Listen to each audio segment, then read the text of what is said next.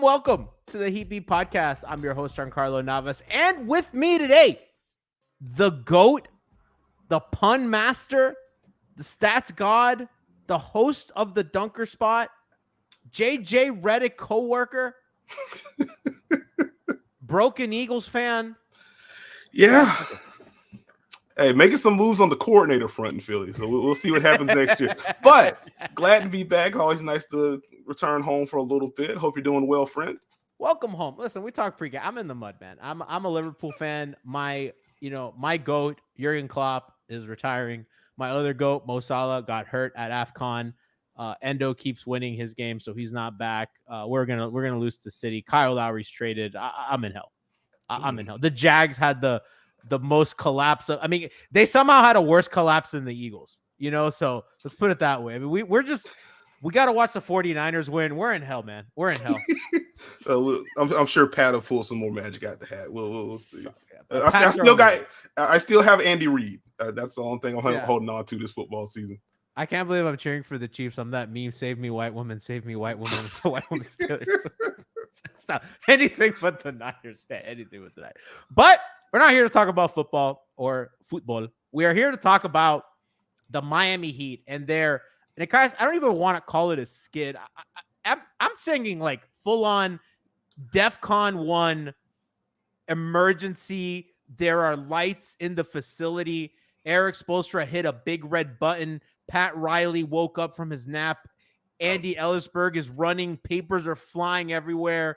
Cooper Moorhead is trying to put together some video or something. It's that bad, I think. Yeah, it's the episode of SpongeBob when he eliminated all of his things, trying to get defined. Yeah, it's just they forgot how to defend. It's awful. Like I was talking to Steve about this not too long ago. It's like, it feels like every January there's like a point where Miami just feels really blah or whatever. But like even this feels a little different. This isn't pre-All-Star break nonsense and then the Heat round into gear like normal. Like they still can do it, obviously, but just the general vibe around the team, everything just feels kind of off right now. The defense feels off kilter. The offense remains weird. It's just nothing feels good right now. And let's kind of go through each of these things real quick. And we're going to start with the Rozier trade and how we feel. But let's get a little temperature check on Miami's measurables. 22nd in offensive rating. That's not good.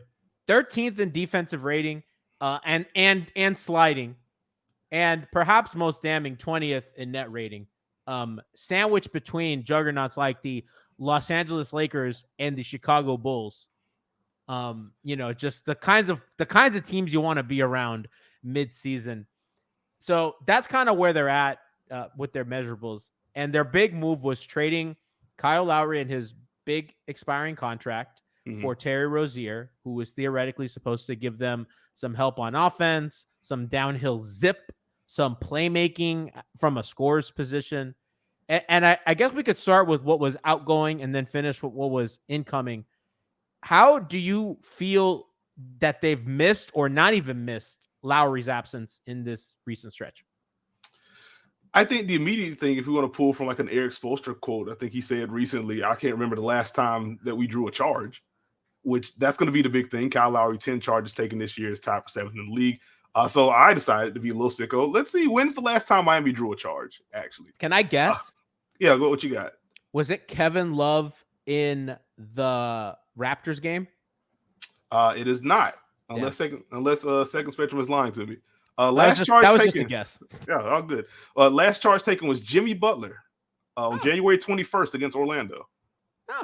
But to your point, Miami hasn't had a multi-charge game since January 8th against Houston. Kevin Love and Kyle Lowry both drew one. The GOATs. So, you miss them there. I think with Bam in particular, as Terry Rozier and Bam just obviously he need to get some chemistry together. They just haven't played together enough. But like you can kind of see like the way that Kyle could get the pocket past the Bam is just not something that Terry Rozier has gotten down yet. It's early, But but yeah, it's early, but you certainly feel that. And then I think just general off ball awareness between Kyle Lowry and Terry Rozier on both ends of the floor. Like obviously with Kyle, he can come with the quick swipes and get some steals, or as we mentioned a little bit earlier, the charge is taken. But Terry, that was my concern with him, like watching him in Charlotte as the resident non-Hornet fan sicko that's still watching Hornets games. But like it paid off, baby. I got the argument that he's going to be on a playoff team in a better situation around better personnel, so the defense should be better. And I think it will be generally, but like the off-ball stuff has just kind of been messy his whole career, or at least post-Boston. And that part hasn't really changed so far in Miami. And then even on offense, he's very much trying to figure out, okay, where exactly am I spacing? Am I supposed to cut now? Do I need to set this pin in now, or do I need to stay where I am? Like those are things that are going to be worked out. So that's not really a red flag thing. But comparing him to Kyle Lowry, who just kind of knew what to do when he didn't have the ball in his hands, you can kind of feel it. It's another symptom of Miami's weird offense. Dude, am I crazy? Like, and people made fun of me all year. I thought his help defense was good this year. Like, not passable.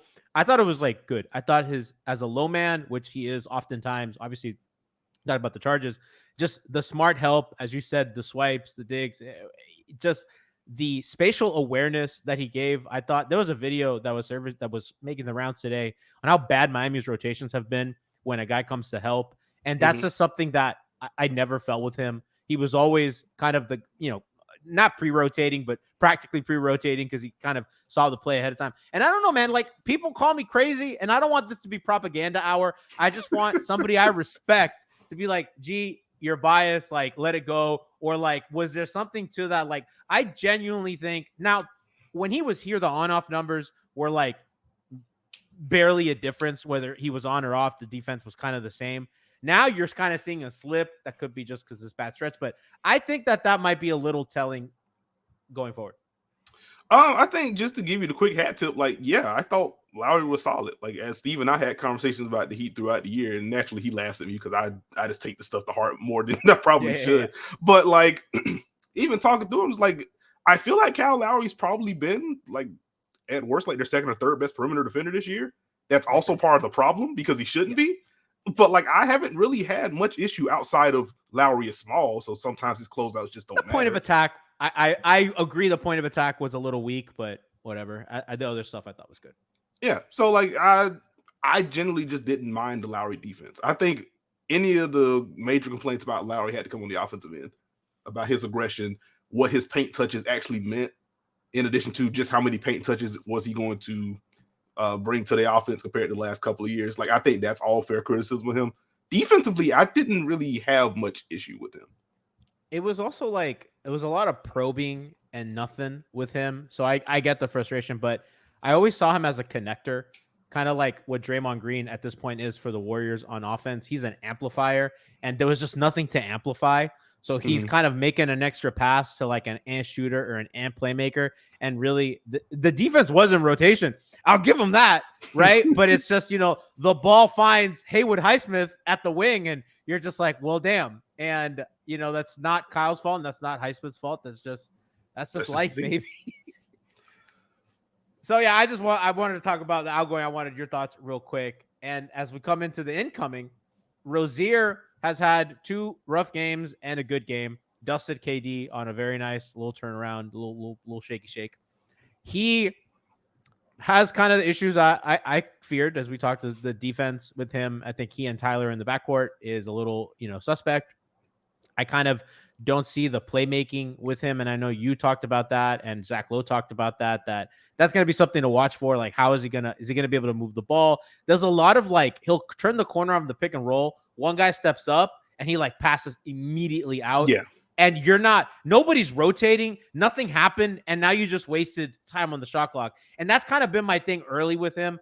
Of course, they're going to practice. A lot has been said about the film session today that they had and that he hasn't practiced yet. But that's what I've noticed on offense. And he's a notoriously not good finisher, not Fred VanVleet level, but, around there. So those are my concerns with Scary Terry. Yeah, like I don't think we're super. I think we're pretty aligned on what we've seen with Terry so far. Like I think there's just been a general level of passiveness with him so far. He's very much trying to fit in. Then you throw in just the general lack of play practice time.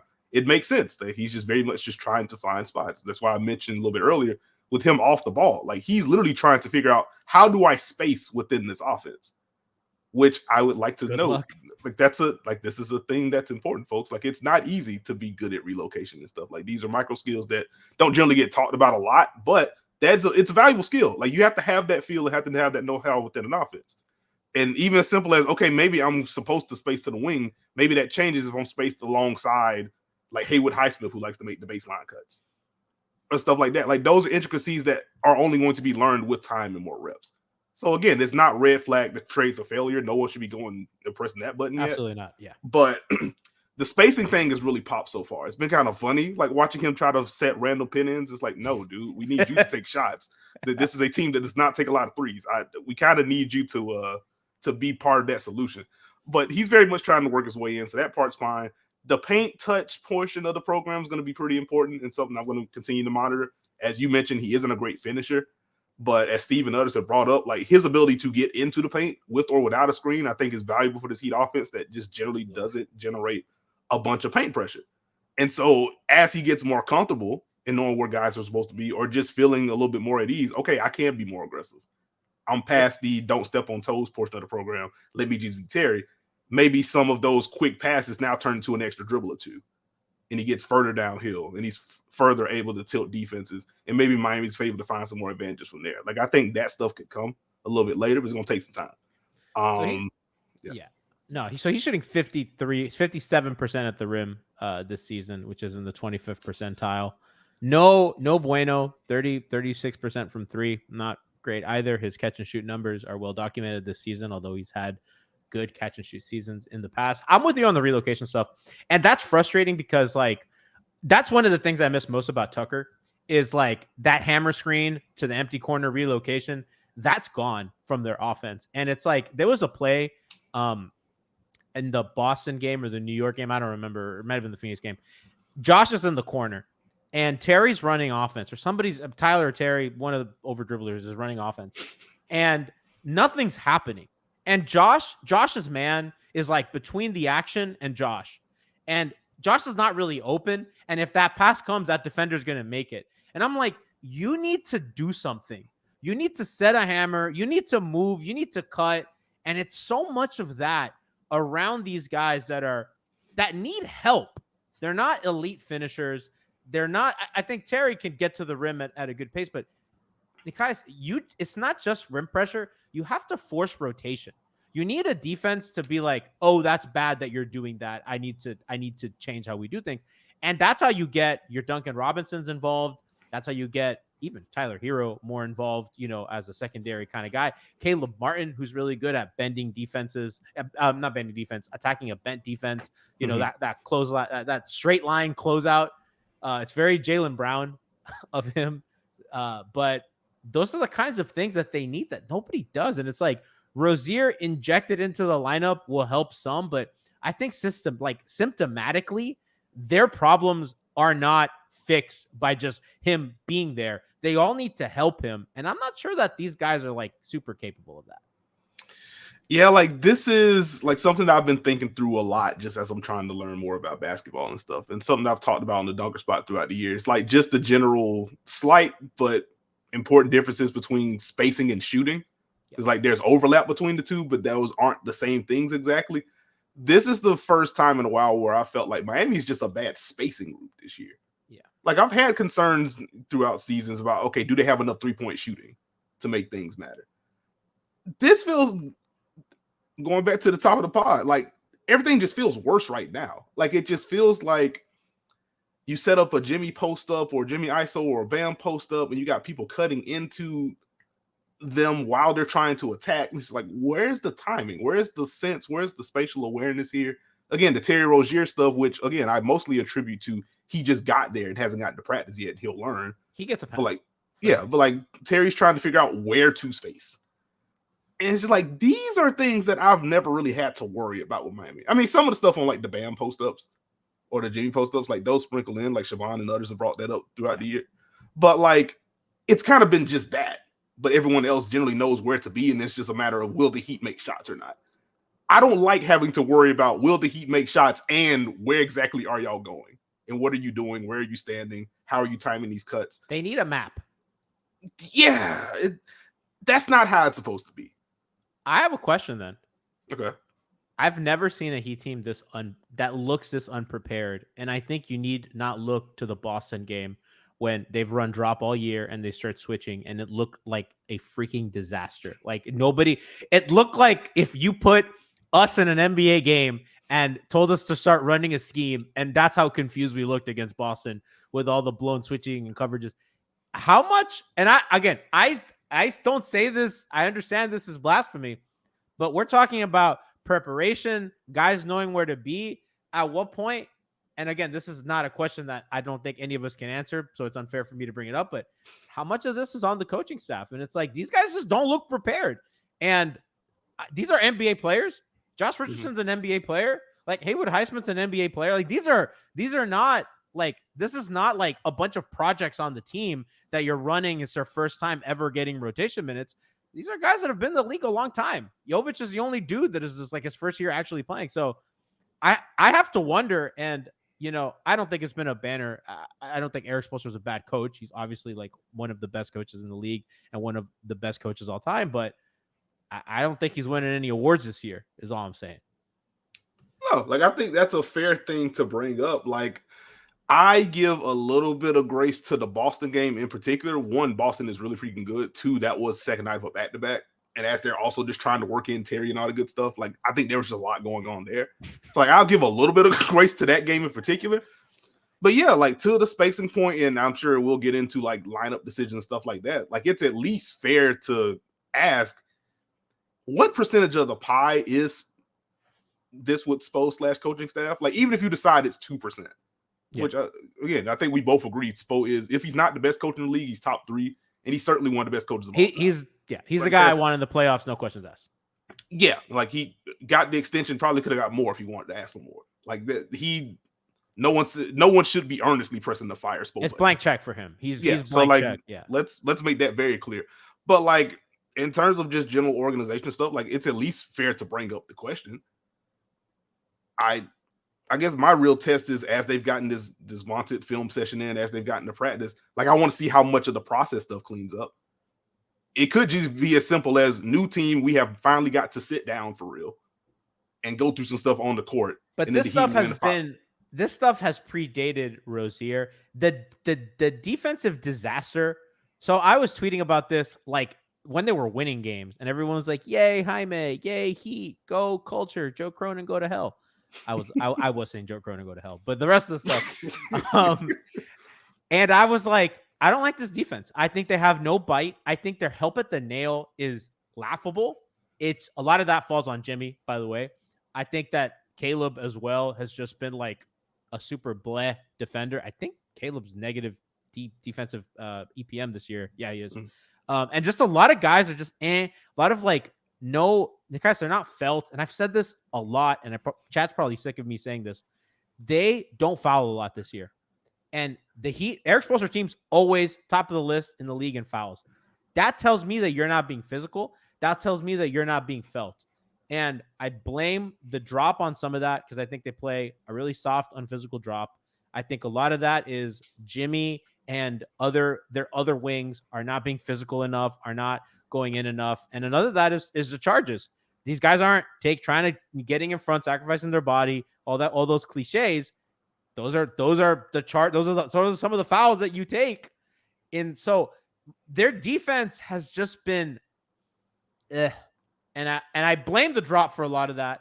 And I think if they're gonna do it, Nekias, they gotta commit and they gotta drop him lower because I think they try to have Bam play like a normal drop, kind of like what Tibbs does with the Nick Bigs.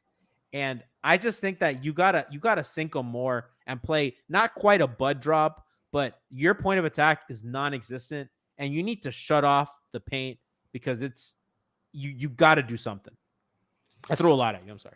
Oh no, you're good. You're good. With the defense, like I've been right there with you. Like I remember dropping quickly, like the drive stat in Miami being at the bottom of the league in terms of defending drives and the points possession allowed on possessions featuring a drive on the dunker spot. I looked that up before we hopped on here. They are very bad in terms of defending drives. They're in a virtual tie with the Hawks and the Pacers entering Tuesday night's action. So I was not going to include the games tonight. But 1.085 points per possession on trips featuring a drive against Miami this year. They still, by the way, are second fewest allowed at the rim via dunks and threes. So, I mean, that's still working, I guess. But like when they get there, it's just like, okay, what does that mean? But like, yeah, 28th in points per possession allowed on drives, 27th in possessions with closeouts.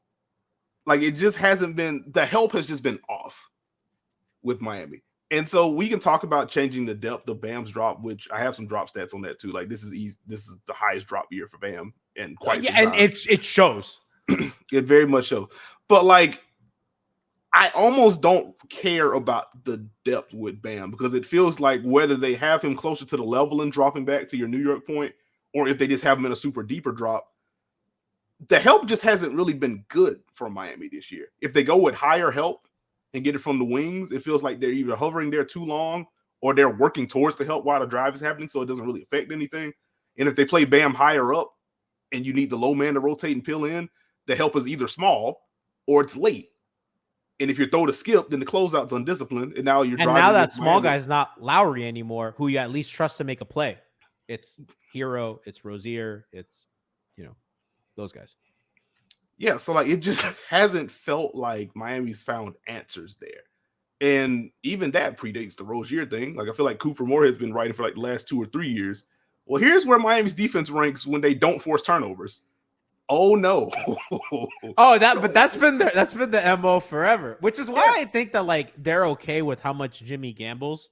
It just looks really bad when it never goes his way. Which this season it hasn't felt that way. Yeah, there has to be more from Jimmy, period. I think is where a lot of this goes to. But even that kind of goes into a broader conversation about the expectations for Jimmy Butler. I feel like the undercurrent of this entire Heat build, which I recognize conference finals appearance, 2 finals appearance, etc. But it feels like the undercurrent is that like everyone in the hierarchy is probably a peg too high. Like part of what's made Jimmy Butler turning up in the playoffs so incredible is the fact that he probably should be your number 2, brother, in an ideal world. Do you remember we were doing shows back in the day, and Brian and I said Jimmy's not a number 1. And at the end of the day, I'll eat shit on that because whatever, they've been really close. We were like, you can't empty the cupboard for Jimmy Butler because you need someone better than Jimmy Butler to be with Jimmy Butler. Mm-hmm. In a weird cosmic sort of way, we were right. We were wrong, but we were right.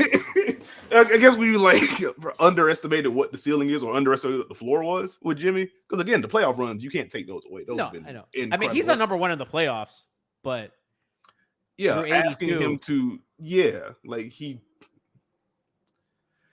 34. Because I also think he's hurt. He's like, he doesn't look right on defense. He's not finishing, and I maybe I harp on the finishing too much. 56% at the rim, bro.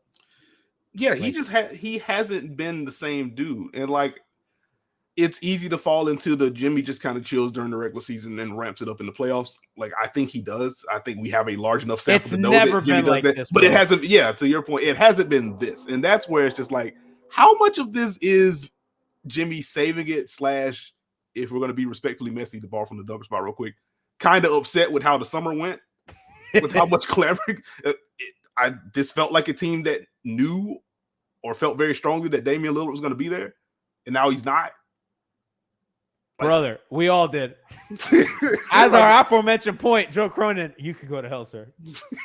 But like, I wonder how much of it is that and how much of it is it's 95% of Jimmy Butler now, because that's just how aging generally 95 works. Is generous, my friend. But yeah, I'm saying like 95% of like last year when he gets to his peak. Like he hasn't hit that peak enough. But I'm saying like even when Jimmy ramps it up, has he looked like last year's version of Jimmy when he ramps it up? Like I don't think so. last night was, in my opinion, him ramping it up. I mean, and listen, he won the matchup against Durant. Whoop-de-doo. They lost by 1,000,000 points. I don't think he's been Nekias. He's probably been blocked already more this season than he has all of last season. Made up stat, but that's just a vibes thing by me. It just doesn't he doesn't feel right. The defense for me is what is the tell, because he's always competed. The impact metrics don't love him. Jimmy Butler is the impact metric darling. Yeah. LeBron loves him. Raptor loves him. EPM loves him. And this season, he had a 14 estimated added wins via EPM last year. He's at 4. Last year his EPM was +7. He's at +3. You know what I mean? Like he's at some of his career lows. Good. Yeah. Because last year, Nekias, when it was kind of time to make all-star picks, he was an all-star that didn't have the games played. He had the games played problem, he and Harden, because they were both really good. They had all the metrics. Just the argument was these guys didn't play enough. This season, he's played enough. He's just not good enough to be an all-star over anybody. And it pains me to say, like, Julius Randle's just been flat out better than him. You know, Banchero, a little bit of a fraud, by the way. If you check Banchero's stats, that's a different conversation. Listen, that was brought to light by the guys over at Knicks Film School, and I was like, wait a second, you're on to something. This Banchero guy's it's kind of skating. Regardless, does not have a case, and he doesn't feel all there, and I don't think that's all like I'm coasting. A lot of that feels like, are you aging? Is that your ankle? Did that not heal right? Because it don't feel good. Yeah, and I think for Miami, they need to figure out before the deadline, do we need to do something else so Jimmy can ramp this up more? What does that even mean? Like, I don't. What is do something? Because like they're not gonna move Tyler midseason. It just doesn't. That's not their MO, and they wouldn't. That's I've been told, quote, that's an off-season type move, if ever. So what are you talking about? You're talking about, what can Duncan, a pick, and Caleb get you? Which at that point you're trading 2 rotation players and a ticket to get something better. Like what exactly are you doing? I don't know. I don't know the hypothetical move that they need. It just kind of feels like they got to figure something out internal, and maybe they get some vet in the buyout market to give them 8 minutes in the playoffs and something. But I don't know. Yeah, I don't. To your point, like if it's not going to be a major in-season swing, it's going to have to come from inside the room. Which, to be fair, that is a thing that can happen. It happened before. It is a thing that can happen. Like I'm not even as frustrated as I get with the Heat, and I know you get frustrated with the Heat. Like I'm still not ready to press the big red button. This is just not being solved. I'm almost there. I said earlier this season, again, when they were winning, I go, this team is straight up worse than last year's team. I don't like the shots they get. I don't like the way they run offense, because last year, good shooters were missing shots. I know that Max Strus is a good shooter. I don't care if Max Strus shot 23% or whatever. That guy's a good shooter. Just like when Duncan Robinson was missing a bunch of threes, I was like, I don't care. That guy's a good shooter. Like, it's good shooters missing good shots. Gabe Vincent, another good shooter, missing good shots. This year, I don't like any of this. I don't like Josh Richardson's not a good shooter, and he's missing shots. Shocker. And I like Josh, and I think Josh played really well yesterday, and I think Josh has competed, and people have been a little too hard on him sometimes. Highsmith, a good shooter this year, but are you going to rely on him? I don't know. Jimmy's one of your most consistent 3-point shooters, shooting 43%. Is that real? I don't know. Maybe. Is that going to sustain your offense? Probably not. Yeah. Duncan's a good shooter, but Kyle's gone now. He was one of your better shooters, and he struggled at the end. And it's like the kinds of looks they get. Kevin Love's shooting has fallen off a cliff. He's shooting 33% this year. I've not been in love. I don't love the process. I liked early in the season when they would run kind of that early pistol stuff, and they would get Bam a post up in the mid block, and they got a lot of good offense out of that. That just disappeared. I don't understand why sets just vanish out of thin air. I don't get it, but whatever. But stuff like that is bothering me. And then you see them push pace yesterday. They were in a zone and they push pace, And what do you know? They magically start scoring when they play fast. Who would have thought, Eric? Not me. Yeah, that's been a Heat hallmark since he's been the head coach. Like Miami's never ranked high, even in the pace and space era of the Big Three. Without pace, the guy. Which I mean, I feel like it was more tempo and space. I guess was more appropriate. Not as catchy. For those Heat teams. It didn't work the same. Yeah, no. They're like, okay, we will get into our stuff with some juice, but ultimately we're still going to be like bottom 10 in the league in pace. I used to blame LeBron for that. I was like, this motherfucker just wants to walk it up. And I mean, in a cosmic sort of way, it was true. But Eric's just like, wait a second, walking it up. I like that. Even with Gogi, they walked it up. Yeah, it's been Oh, also very quickly, I was trying to look it up while you were talking about Jimmy. I saw that. I appreciate you. Oh, no problem. So just looking at PvP stats, 9.1% of Jimmy Butler's 2-point attempts have been blocked this year. That is the highest since his third year in the league while he was in Chicago. Yeah. That was at 9.9%. So the eye test is eye testing there. He is getting blocked a lot more frequently than in years past. He got blocked from behind the other day. And I was like, who are you, bro? There was another time on a pump fake. I think it was during the Knick game. He pump faked and nobody was around. I was at the 5 Reasons watch party because Brady Hawk and I have been going back. Brady's like, he's coasting, man. He's gonna when the time comes, he'll be there. He's preserving his body. And he pump faked and no one was around.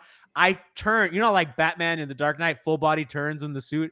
I full body turn. I point at Brady and I go, "That's what happens when you get old." That sounds like a fun watch party to be. It was me yelling at Brady from across the room and Ethan trying to do a playback from a gaming center. It was the funniest thing I've ever seen. And Ethan played 2K against Brady. Oh, I'm sure Ethan was a 2013 Heat and Brady was this year's Pistons. Brady won. That's kind of tough. Yeah, which, I mean, to be fair, Pistons Heat game. When did we send a tough one between those two teams, huh? I don't want to play them this year. It's gonna be.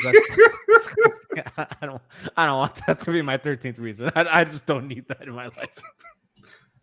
But okay, we've covered a lot. Let's get to the big ticket item, Nekias. Okay. Tyler Herro versus Duncan Robinson with the starters. Now, I'm gonna give you some numbers here.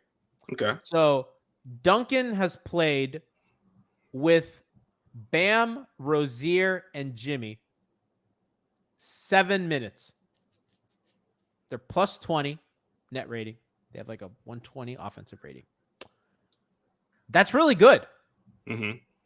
And it's only played 7 minutes, which to me is, I think, the more telling thing. Not that those numbers look great, but that it's only played 7 minutes. Now, Tyler Herro, Bam, Terry, and Jimmy, they've played 57 minutes. They're minus 17 per 100 possessions with a 113 offensive rating and a 130 defensive rating.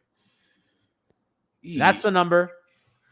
That number right there is all my fears come to light. So I've asked the question, because you're not getting a 113 offensive rating is the juice is not worth the squeeze.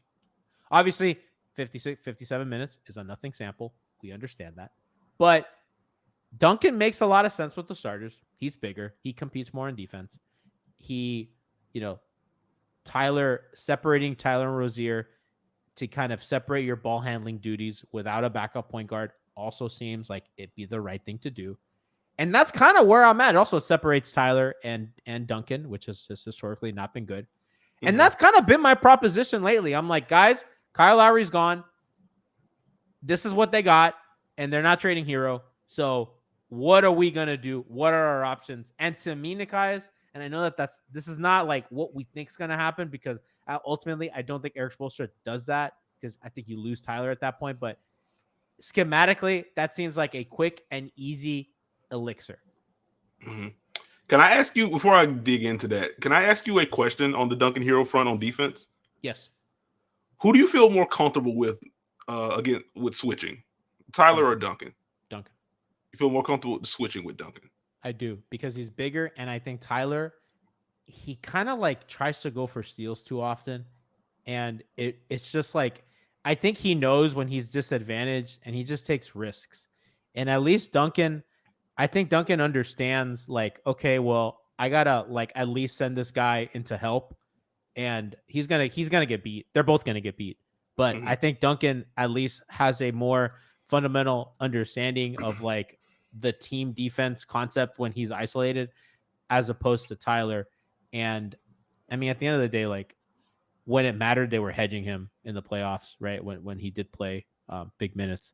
So it's like you have to scheme. Your scheme has to account for both of them. But I just, especially for 82, man, just get the bigger guy out there. I think. Okay. Do you disagree? Like I'm trying to think through it because what I had in my head, very much a recency bias in this specific case, but like I go back to the Knicks game and I'm watching Duncan with these show and recovers, or what were supposed to be show and recovers, and he was absolutely awful. He was bad that game. In that game. So again, I don't want to represent like that's just what Duncan does all the time. That's not the case that I'm making. But I'm looking at that, and then maybe this is just me. Was that pre or post concussion? I would imagine that's pre-concussion, but which because he played the whole game concussed. I don't know if you saw the report today. He was concussed in that game, played the whole thing, and then played some of yesterday, and which is out with illness, and then. Which, by the way, they did that with Justice too. I'm on to you, Miami. That's a little weird that's happened twice. That a guy gets concussed, nobody knows he gets concussed, then he plays the next game, and then they're like, oh, by the way. Yeah, I'm just going to say maybe that's an offline conversation, but yeah, I'm just going to say I hope Duncan is okay. Hope Duncan's okay. I don't want to get anybody in trouble. That was just me, Giancarlo Navas, not Nekias Duncan. No, you're fine. But like maybe this is just me doing the pod with 3 years for 3 years at this point. But like I do wonder if maybe that's a bigger part of the calculus with why you don't push that button and bring Tyler off the bench and you start Duncan. Because if you feel like you're boxed into show and recovers and your team already has been bad at closeouts and help defense, maybe Spo feels more comfortable. If we have to switch Tyler, it may not go great, but at least we can simplify things in a way that we maybe can't with Duncan. Not that I agree with that, but I'm saying like maybe that's part of the rationale to why. Okay, so I'll meet you there. Let's say that's true. Mm-hmm. The offense certainly makes more sense with Duncan in the lineup than Tyler. I think it does. I also feel like we've had over a decade with Spo to where he very much feels like none of this matters if we don't get our defense right. Absolutely. He's very much of the mind, we will figure out the points. Even if it just turns into, at worst case, Jimmy save us. I don't feel like that's great process, even when Jimmy turns it on. But like I feel like with Spo, at worst, we can do that. If we can't figure out anything with the defense, it doesn't matter how many points we score because we can't get anything else. So like I generally agree. Like I do feel like Duncan's probably a better fit with, even if he's in a better fit with starting unit in general, he's probably just a better fit with Bam and Jimmy, just because of the way, not just the shooting, but the way that he gets to the shooting. Like that's probably just a cleaner fit. Like I was doing some second spectrum filter things earlier, and like off ball screen usage for Miami is way up when Duncan's in with Jimmy and Bam versus when Tyler's in. Pick and roll volume is down, but the pick and roll is also better or more efficient with Duncan on and Herro off, even with the volume being down. So it's just like you can make plenty of arguments to where Duncan is the better fit there. I think with Spo likely being in, we have to fix the defense mode. And also just a general, I am a head coach of very talented players and we got to like ego management is just part of it. That's the part that I understand. Yeah. So I think once you put all of that together, like I understand why if you're Spo, I feel like we can get the defense to a level. And then I think just with more reps, we can probably figure out Jimmy, Bam, Herro. Now we are getting a growing sample of those three together not working out. Well, now it's Rozier in that equation. Now it's Rozier too, yeah. The also negative defender with the 6'8" wingspan that you hope can, be 6'8". Yeah, which again, I think with just more time, I think Terry's going to be better off the ball on both ends. Like the on ball, like I think is going to be fine. It's not going to be great. I actually think he'll be better on ball. You would know more than I do. I just think that the length that he has, and I think knowing if they're going to play drop, knowing that Bam's behind you, you can kind of, I think that might be comforting for a guy like him. But like I said, man, 130 defensive rating, and I'll give you another number: Jimmy, Bam, Duncan, Highsmith, 109 defensive rating in 101 minutes. Again. Not enough for where we are in the season for that unit, but do you like Haywood as a starter, by the way? That's like my guy with their current group that I like there. I like it. Like the only thing I worry about, and it's not specific to him, but the only thing I worry about is that how many shots does he have to take and make before defenses care about it? Because to your point about trying to establish those advantages within the half court and the way that teams are, maybe they rotate, but they're still funneling the ball elsewhere. Yeah. It's just like Haywood just feels like a victim of that still. That's why he's a starter, not a closer, because they don't close with him. And I actually, to much of the dismay of Heat Twitter, I understand why they don't close with him, because he gets the ball like in the middle of the floor and he's deer in headlights, and it's like, oh, and I get that because he's not there yet. He's not there yet. And so, like, maybe if Miami had more of a buffer and not on the longest losing streak in the last 15 years, like maybe you could afford, hey, let's just get him these reps so he'll be ready by the time the playoffs roll around. But when you're in this kind of skid, you super can't afford to do it right now. You just need to get some W's on the board and kind of improve morale. But yeah, like generally I like Haywood. Like I feel like he's had a solid year. I guess it's just like the question is like him, Love, Jaquez, or Caleb as the other starter. And I just think that like Jaquez I guess Jaquez is eventually gonna get that job. I just think that their bench kind of needs them right now. And I'm a little worried about removing that element from that. Yeah. Into the ego management portion, it's easier to say Jaime not yet. Yes. Versus let's put you in the starting group. Let's also bring Duncan into the starting group. And now you have to kind of be on pins and needles on that. That's my language, bro. Oh man. I love that lineup yesterday, by the way. It was like Bam, Tyler, Josh, Jaime, and there was somebody else. And Caleb. I really like that lineup. Because I think Nekias said like they play too many units with 3 bad defenders. And that's just been killer for them. It's like Tyler, Duncan, Tyler, Duncan, and then Kevin Love right together. And I'm like, what are we doing? You know, or Rozier, Love, Duncan. And I'm like, can we not? And I understand that like it's difficult because they have the same problem as always. A lot of one-way guys. You're good on offense, not good on defense. And Kevin Love's defense has unfortunately slipped, but he has a puzzle, and some of the pieces don't fit, and some of the pieces have feelings that you can't break, and it's hard when puzzles have feelings. Well, we now have the episode of the pod.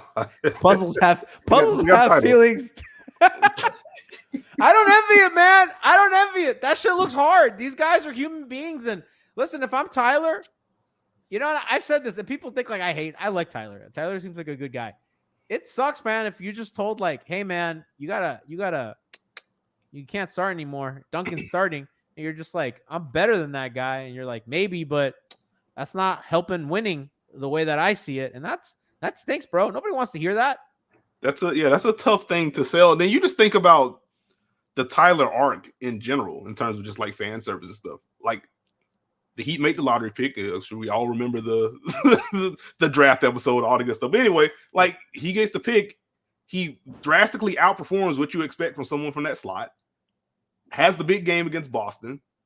And it feels like since then, I mean, you sprinkle in the 6 Man of the Year award win and everything else, but like since then, it just feels like it's been kind of a downward slope.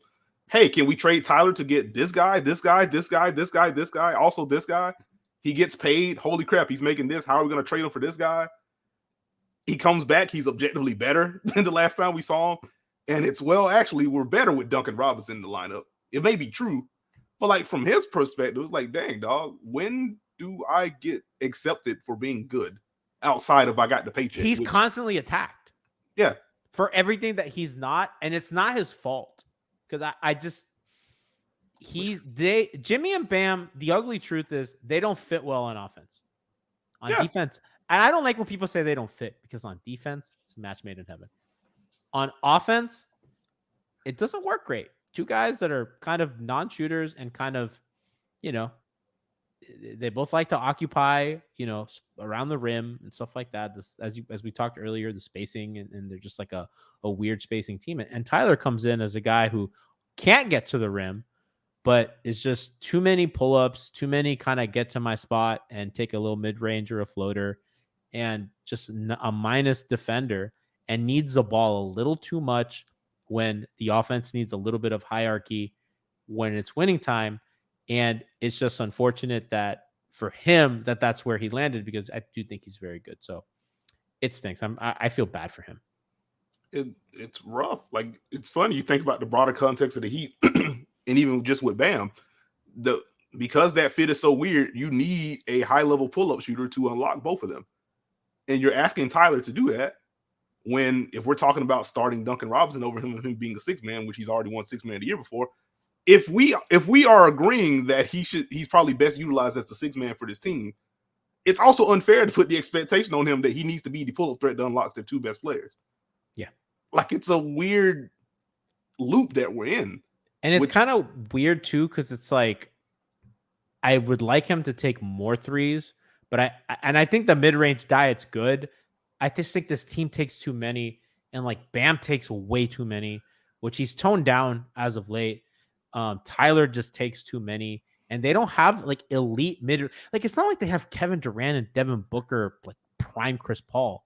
You know what I mean? Like they got like okay mid range shooters that take a lot of mid range shots, and it's like, yeah, man, your offense stinks because you just have so shooters taking so shots, and the best shots you don't take enough of, and it's like.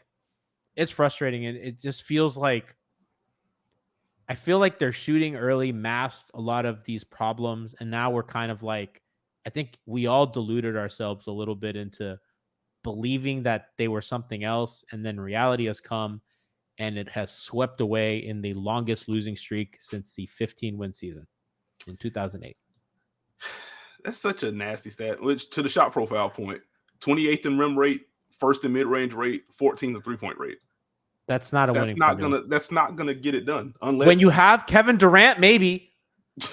And Phoenix is number 2 in mid range rate. But yeah, exactly, and they're good because they have Kevin Durant and Devin Booker and Bradley Beal.